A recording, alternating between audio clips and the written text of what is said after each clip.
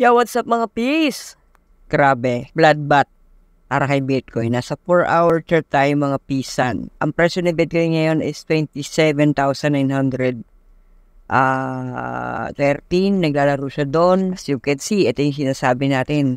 Lagi natin sinasabi sa mga video natin. We have 27K, 269.64 para sa kanyang support. At naglalaro siya doon from 27K.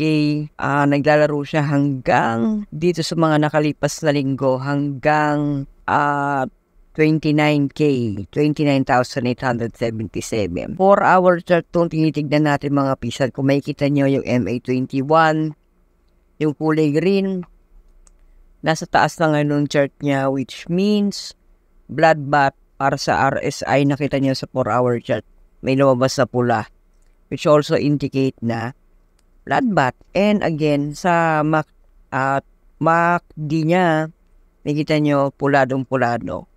Pero kung titignan din natin sa ating 1-week chart mga pisan, same thing din, puladong-pulado pa rin. Pero kung titignan nyo, nandun pa rin siya sa support. Higit niya yung support nung RSI natin mga pisan. Once pa-break niyo yun, possible na bumaba hanggang 40 yung RSI niya. Ito yung support niya na inaano ng RSI ng nasa range ng 50, 51. So, kailangan niyang i-test again yung 27K. Yan yung pinakamalakas na support niya. And kapag bumagsak pa rin tayo doon sa 27, it's either pupunta tayo doon sa 25K. Ang dami pa natin pagdadaanan hanggang 24. Once na hindi niya yan masustain, lahat, tawag nito, magpanic.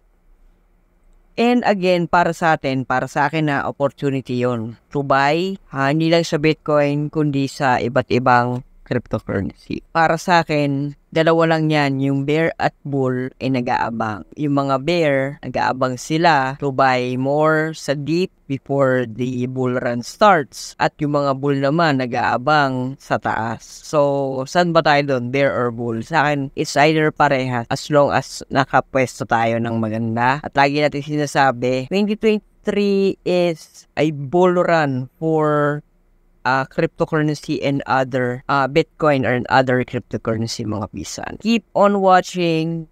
Pag-aralan nating maigi ang tungkol sa mga cryptocurrency. Yo!